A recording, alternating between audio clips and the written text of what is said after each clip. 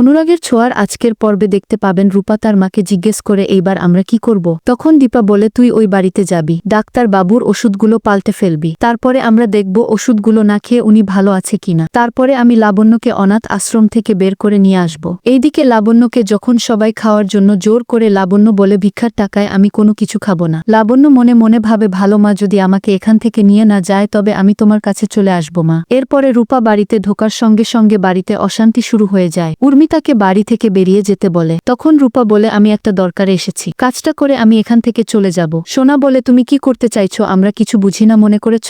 তখন রূপা বলে তুমি বোঝো, তুমি যদি বুঝতে তাহলে আজকের তোমার এই অবস্থা হতো না। সেই সময় প্রবীর সেখানে এসে সবাইকে বোঝায় রূপাও কিন্তু এই বাড়ির মেয়ে, গায়ের জোরে কোনো কিছু করাটা আমার মনে হয় না ঠিক হবে। রূপা ফোন করে তার মাকে আপডেট করে দেয়। এরপরে সূর্যর কাছে আসা মাত্রই সোনা আর উর্মি আবারও ঝামেলা করতে শুরু করে। সূর্যকে বলে আপনি না বলেছেন আপনি একা থাকতে চাইছেন। তখন সূর্য বলে আমি যদি কাজের মধ্যে থাকি তবে আমি ভালো থাকব। এই বলে রূপাকে সেখানে বসতে বলে। উর্মি আর সোনা বাইরে বসে পাহারা দিচ্ছে। রূপা সূর্যকে প্রেজেন্টেশন দেখাচ্ছিল, কিন্তু সেখানে অবিনাশের নাম দেখে সূর্য পাগলের মতো করতে শুরু করে। আর সুযোগ বুঝে উর্মি আর সোনা সেখানে আসে আর বলে তুমি আমার বাবাকে বিরক্ত করছো। তখনই রূপা সামলে নিয়ে বলে ঠিক আছে আমি নতুন করে প্রেজেন্টেশন রেডি করতে বলবো। আচ্ছা আমি তো আপনার কথা শুনলাম, এইবার কি আমি আপনার কাছে থাকতে পারি? তখন সূর্য শান্ত হয়ে যায়। তারপরে সবাইকে বলে কথায় কথায় তোমরা এই ঘরে চলে আসছো কেন, চলে যাও এখান থেকে। রূপা সূর্যর কাছে জল খাওয়ার নাম করে তার ওষুধগুলো পাল্টে ফেলে। তারপরে সূর্যর সঙ্গে অন্যরকম গল্প করছিল। সেই সময় সোনা এসে বলে যে আমি ওনার সঙ্গে একটু বাইরে একা কথা বলতে চাই,